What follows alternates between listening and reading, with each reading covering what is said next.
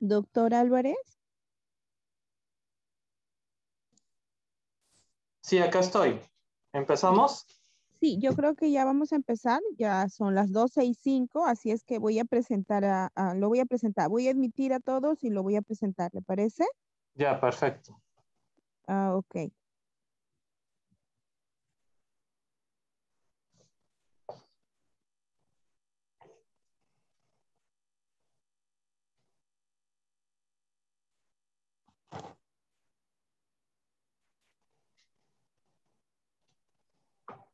Muy buenas tardes con todos los asistentes a esta actividad educativa.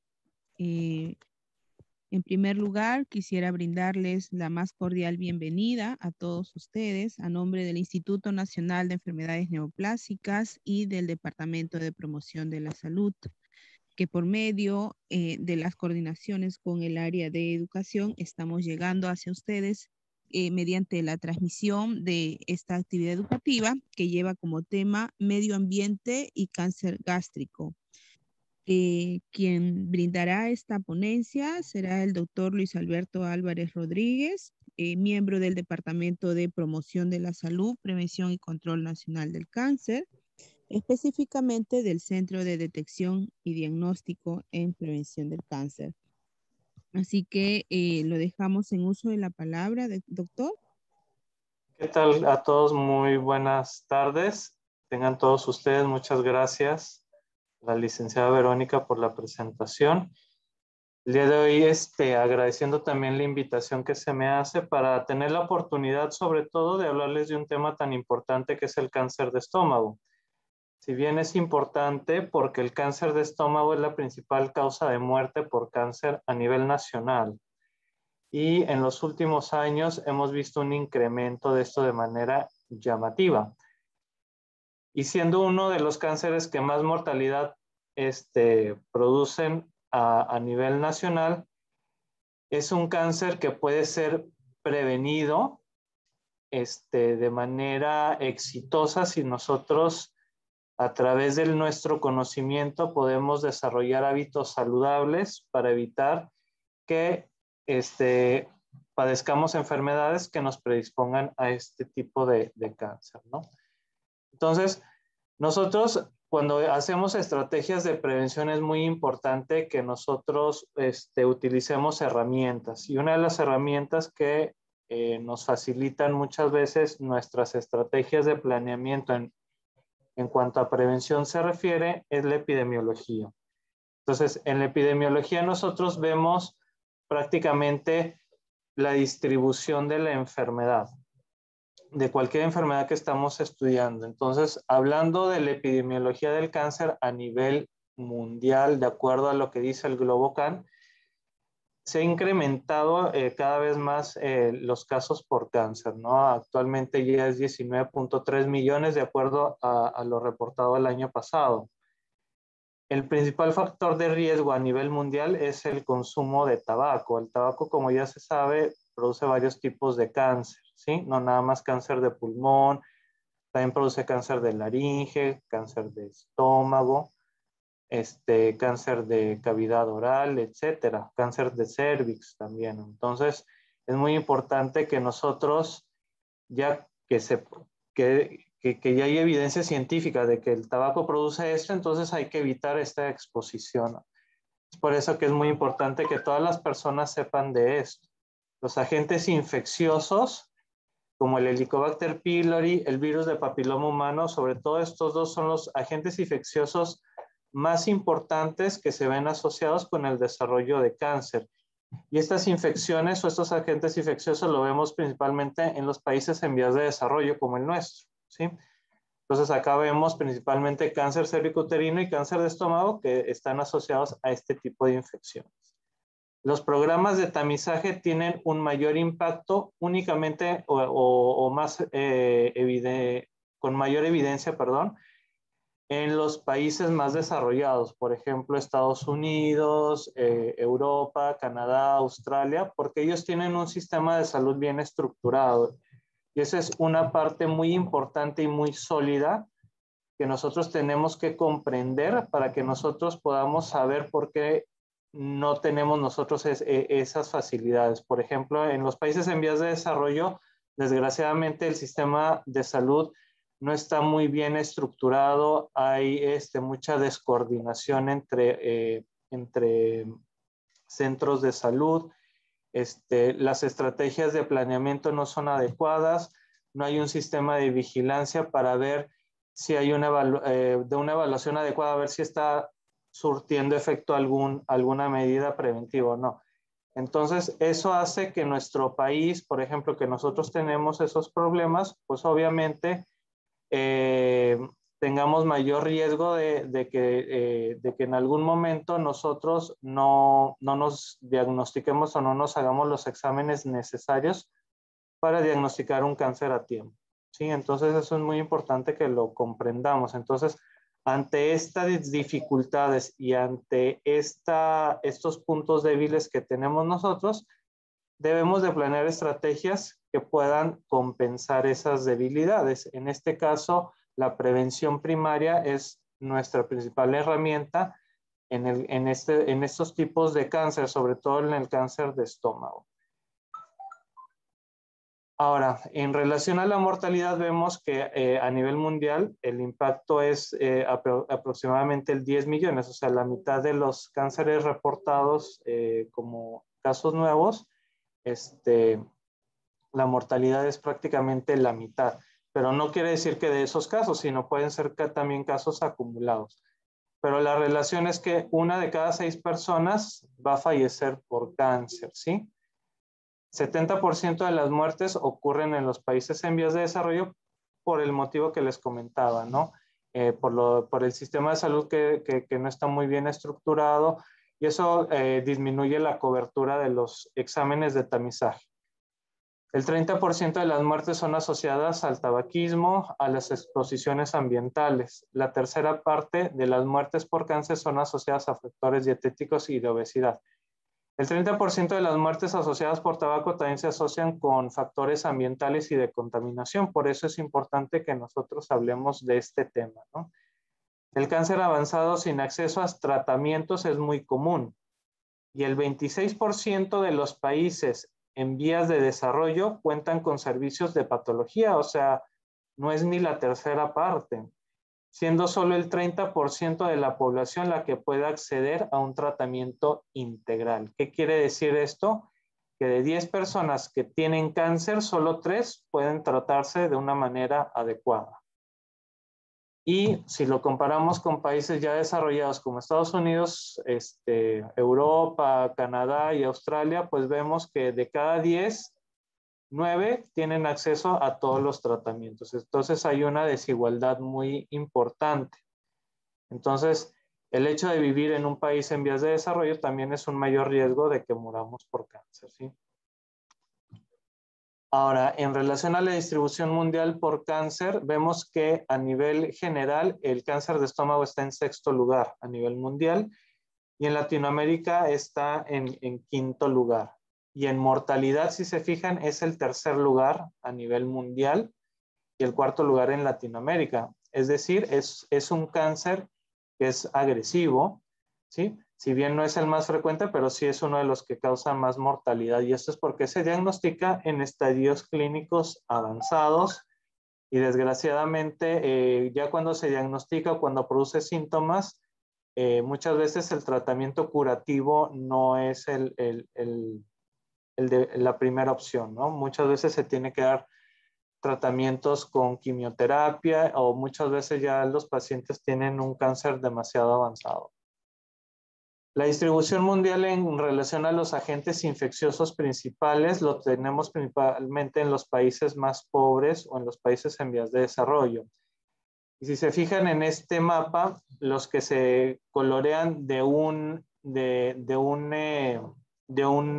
color marroncito oscuro son los que tienen mayor prevalencia de estas infecciones.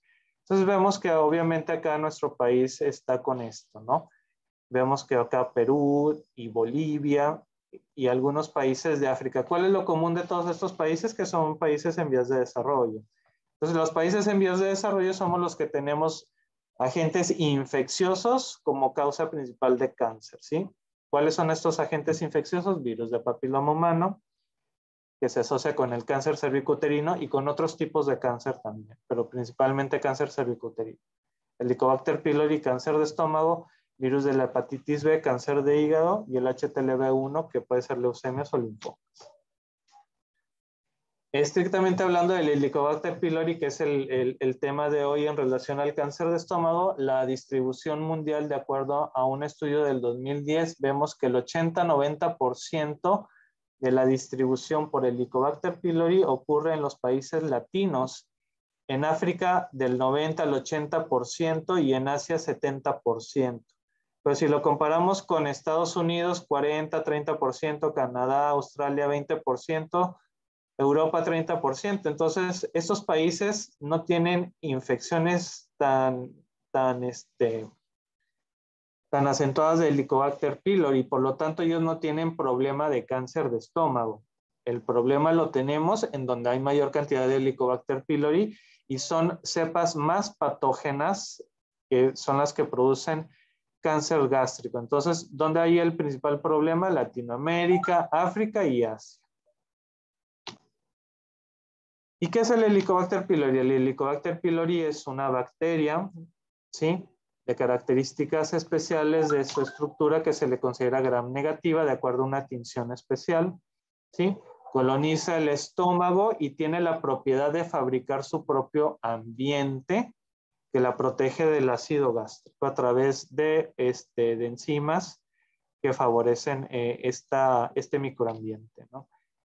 Generalmente las lesiones que se producen por Helicobacter pylori son en la región distal del estómago, que es la región del antro, que es donde se presenta el cáncer gástrico asociado a Helicobacter pylori, ¿no?, que es la porción terminal del estómago, que se le llama antro.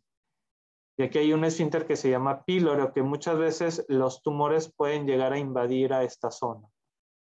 Entonces, de acuerdo a esto, las manifestaciones principales es que se acumula alimento digerido y no puede pasar a través del estómago hacia el duodeno. ¿Por qué? Porque está obstruyendo la tumoración. Entonces se distiende el estómago, hay alimento digerido y el paciente presenta vómitos de alimento digerido, de mal olor, ¿sí?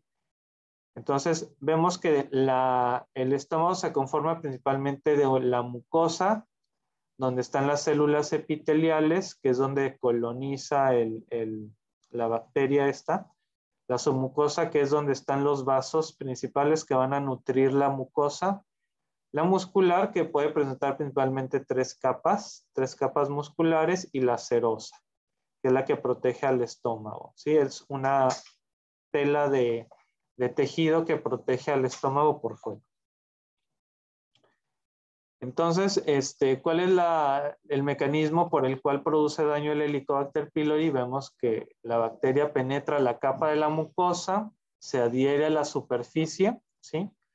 Se prende ahí en la superficie de las células y empieza a producir amoníaco, ¿sí?, a partir de urea para neutralizar el ácido gástrico, ¿sí? Es decir, fabrica su ambiente propio que la protege del ácido gástrico. Y esta proliferación, este microambiente hace que la bacteria obviamente se reproduzca y esté infectando constantemente células, y esto va a producir una inflamación del estómago. Al inflamar el estómago puede producir muerte de las células y esto conlleva a producir úlceras, ¿no? Posteriormente, obviamente, esta inflamación que se perpetúa durante mucho tiempo, pueden ser años, es la que predispone al desarrollo de cáncer gástrico. Ahora, para saber nosotros el impacto de una enfermedad, hay que conocer a nuestra población.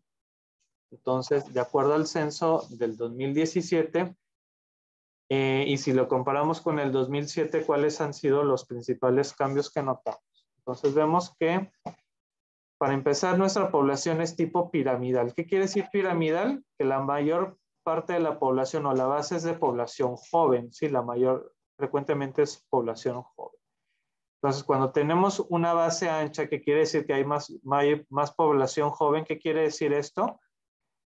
que la gente tiende a tener más hijos también o a casarse a temprana edad o tener hijos a temprana edad. Cuando esto disminuye, por ejemplo, si se comparan al 2017, esto está disminuyendo, es decir, la población joven está disminuyendo y la población adulta y la adulta mayor está aumentando. ¿Qué quiere decir esto? Que están viviendo más las personas de tercera edad y esto puede ser que ya se cuidan más, van con el médico, hay un mayor desarrollo de la cultura de prevención o de tratarse adecuadamente, ¿no? Se diagnostican enfermedades a tiempo. Y las personas ya están empezando a dejar de tener tantos hijos como antes y eso hace que las características de la población vayan cambiando progresivamente, ¿no? Y esto nos da lugar a de que la población está más desarrollada. Ahora, en relación a la cantidad de personas que hay entre los 15 y 64 años, vemos que es el 65% de la población. Y esta es la edad principalmente en donde hay mayor riesgo para el desarrollo de un cáncer o de lesiones premalignas. Entonces es importante que nosotros sepamos que la mayor parte de las personas que pueden tener cáncer están dentro de esta edad. Ahora, como parte del saneamiento básico, el Helicobacter pylori es una bacteria que se transmite en zonas o cuando hay una higiene deficiente. ¿Qué quiere decir higiene deficiente?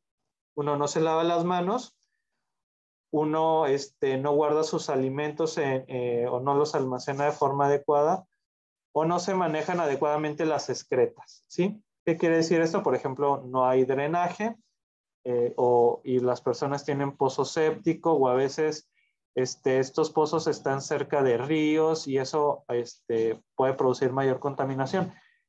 Entonces, ¿qué proporción de personas acá en el Perú tienen pozo séptico? Vemos que es el 33%, es un montón, ¿sí? Es la tercera parte del país no tiene drenaje. Y agua potable, de agua no potable, perdón, el 21%, ¿sí? Entonces, de 10 personas del Perú, 2 no tienen agua potable. Entonces, es importante que eso lo consideremos para poder explicar por qué hay tanto cáncer gástrico. Ahora, ¿cuál es el impacto del cáncer gástrico a nivel nacional? Vemos que es el tercer lugar, es decir, el 9% de todos los cánceres que se han diagnosticado en el Perú.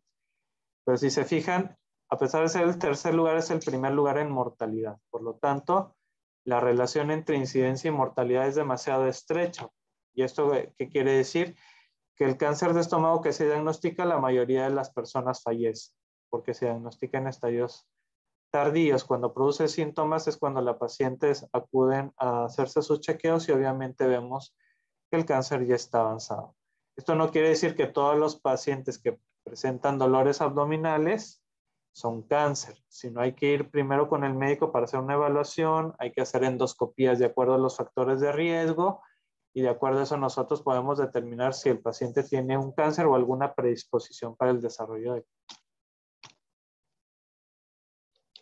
Ahora, en relación a la contaminación del medio, es muy importante que nosotros consideremos que los ríos que se contaminan con desechos, cuando no hay desagüe, pues obviamente hay fosos sépticos y los fosos sépticos también son focos de infección muy importantes.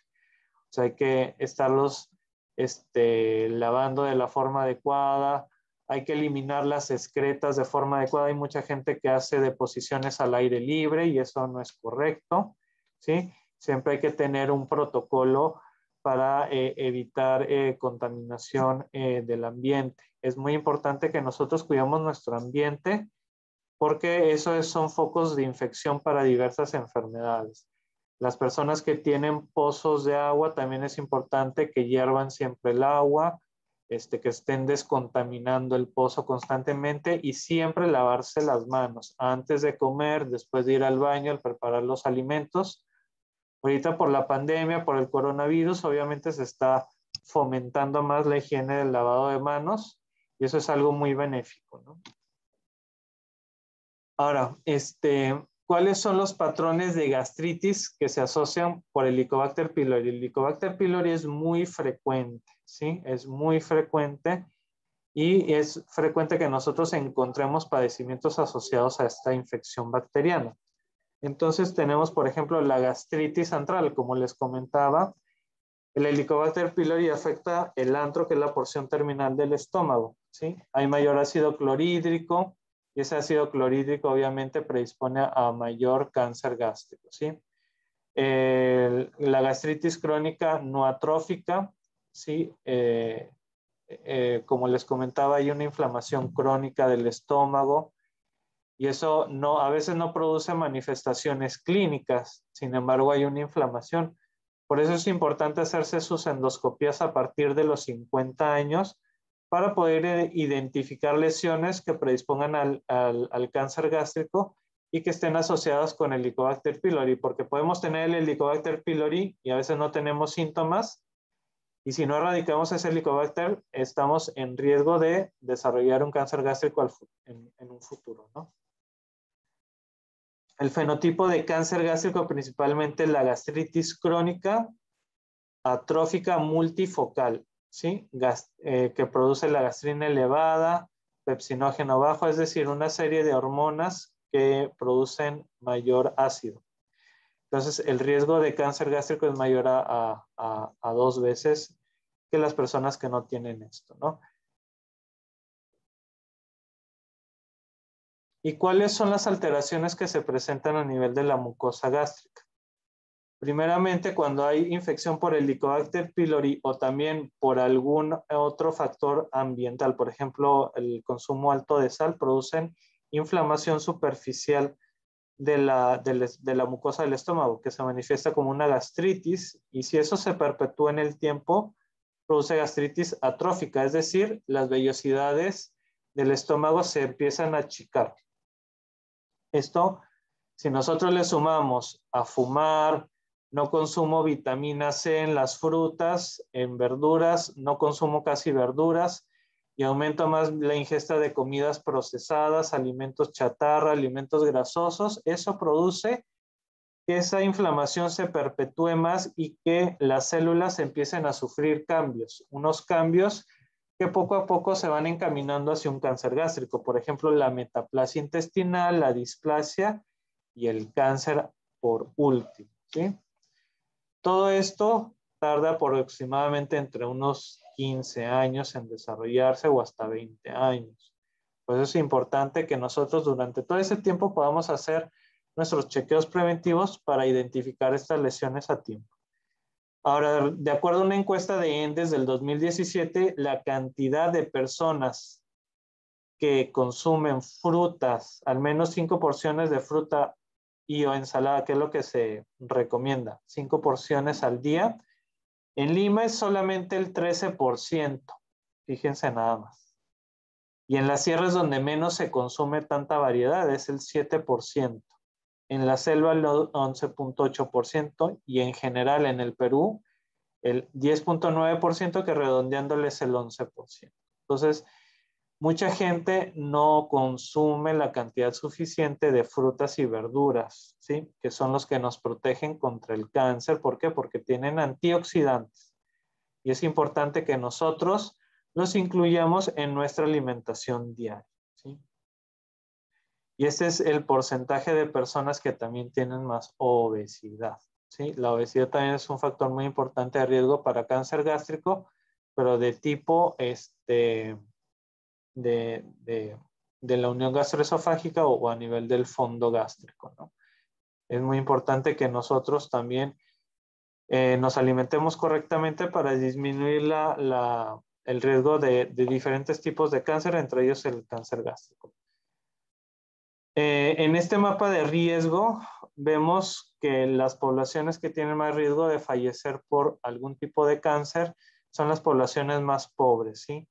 Los departamentos donde hay más pobreza es donde se tiene mayor riesgo de fallecer por cáncer porque no tienen acceso a los sistemas de salud la mayor parte de la población y por lo tanto tampoco educación. No saben muchos signos de alarma, cuándo deben de hacerse sus chequeos, cuáles son las medidas de prevención que deben de realizarse. Entonces todo eso hace que obviamente haya un mayor riesgo para el desarrollo de cáncer y mortalidad por cáncer. Entonces, la sintomatología por cáncer gástrico es muy inespecífico, ¿sí? Los signos y síntomas van a depender del sitio anatómico de la tumoración. Como les comentaba, puede manifestarse desde un dolorcito en la boca del estómago, a veces va acompañado de vómito de alimento digerido, pérdida de peso, y dolor abdominal, a veces distensión abdominal, etc. A veces se puede acompañar también de sangrado gástrico, que eso se manifiesta como deposiciones melénicas, que son heces de color oscuro, o si no, también con vómitos de sangre o de color marroncito, ¿no? Que es sangre digerida.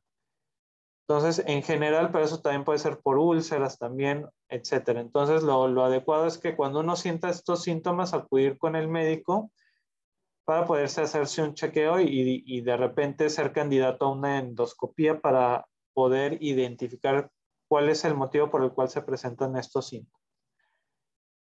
En relación a la prevención primaria de cáncer de estómago, sigue siendo nuestra principal herramienta de lucha, porque no todas las personas tienen acceso o la facilidad de hacerse una endoscopía para hacerse su chequeo preventivo. Entonces, ¿cuáles son estas medidas que se tienen que implementar siempre en todo lugar? Es principalmente el lavado de manos, ¿sí? Que es, nuestras manos son fomites o son los medios por los cuales se pueden propagar muchas enfermedades. ¿Por qué? Porque nosotros agarramos los alimentos con las manos, preparamos los alimentos con las manos, saludamos a veces a la gente con las manos, etcétera. Estornudamos y a veces nos cubrimos la boca con la mano. Entonces, las manos son una fuente de infección muy importante. Entonces, es importante siempre lavarse las manos, de preferencia cada vez que se toque cualquier cosita, pero lo ideal, lo básico es después de ir al baño, antes de preparar alimentos y antes de comer. Hay que hervir el agua siempre, sobre todo el agua que no es potable, siempre hervirla unos 20 minutitos, aunque sea. Hay que saber almacenar los alimentos. Mucha gente no tiene refrigeradoras en casa. Lo ideal es que toda la población tuviera sus refrigeradoras para evitar la proliferación bacteriana y de esta manera poder asegurar que se están consumiendo alimentos libres de cualquier tipo de bacteria que pueda dañar. Entonces, desgraciadamente, muchas personas no tienen acceso a esto y lo que hacen para conservar sus alimentos es ponerle sal, salar algunos alimentos, por ejemplo, el pescado, el pollo, la carne y todo eso. Obviamente la sal es un factor muy importante de riesgo para cáncer de estómago. Entonces, en estas poblaciones es donde tenemos también mayor incidencia de cáncer gástrico. No olvidar que nuestras mejores amigas para prevenir cáncer son las frutas y verduras. Siempre hay que incluir 5 porciones mínimo de frutas o verduras, ¿sí? O sea, hay que consumir variedades, ¿sí? Aunque sean 5 mínimo.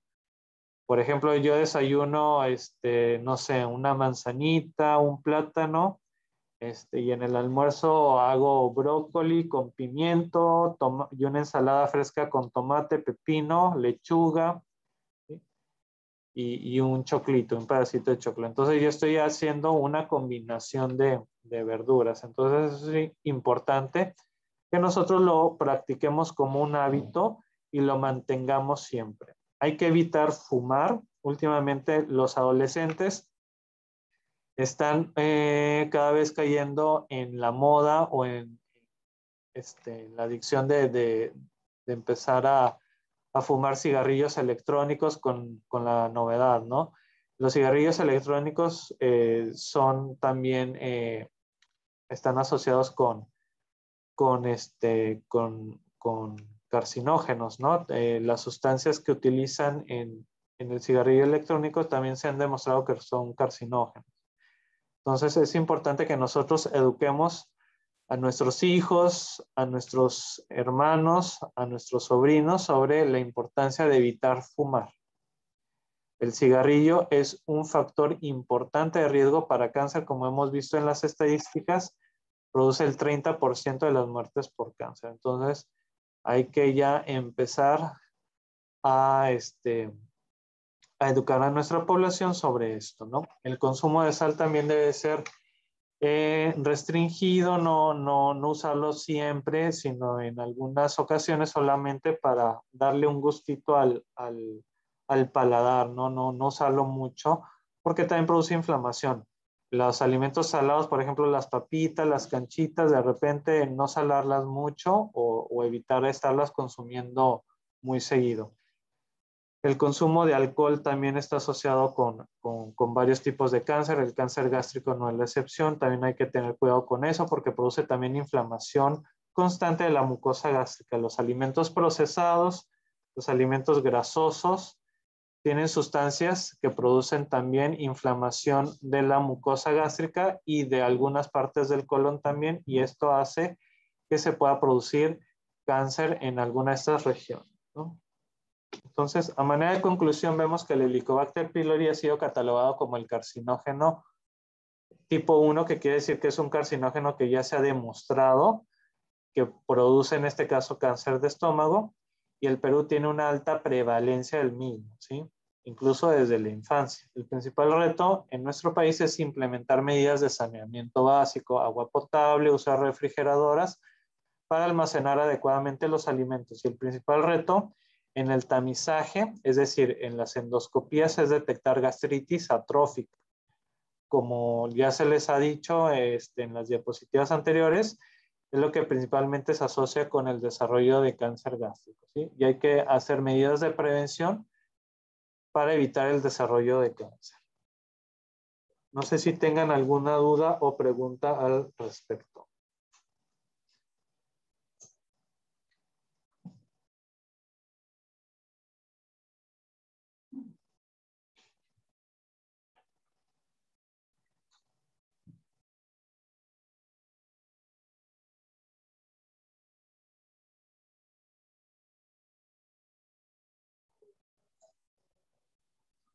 ¿Preguntas o dudas?